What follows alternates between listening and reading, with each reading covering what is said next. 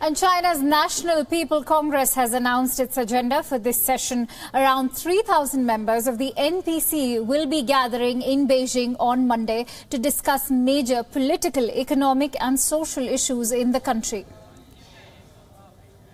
Revising China's constitution is an important task for the session this year. The highlight would be scrapping presidential term limits that would pave way for President Xi to continue in power, possibly for life. The agenda of this NPC session, one of the important items is to revise the constitution through deliberating on and adopting the constitutional amendment. And it looks like game, set and match for Xi Jinping. The National People's Congress in Beijing is set to rubber stamp his decision to stay on as president for a third, possibly fourth term. For India, there's a lot more to read in the tea leaves from Beijing. Have ties hit rock bottom? Could they go even lower, or is there light on the horizon? Here's a report.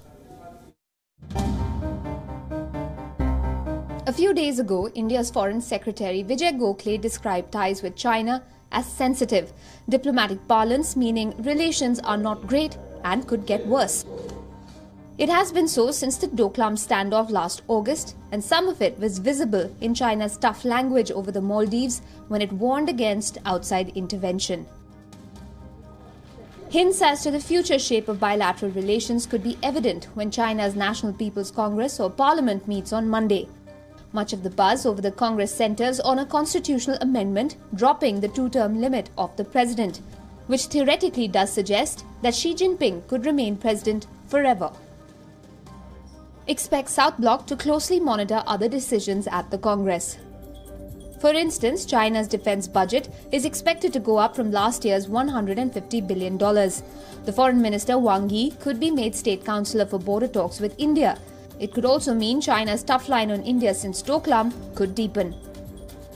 Internationally, there's growing unease over China. The activities of the China government-funded Confucius Institutes in the United States, for instance, or Beijing's attempts to influence the ethnic Chinese community in Australia. Some of the language at the opening session of the consultative conference reflected that.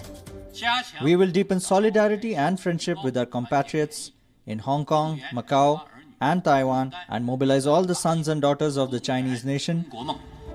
Add to that Europe's discomfort with China's inroads into the continent and its buying up of technology firms. Then there's China's continued militarization of islands and shoals in the South China Sea.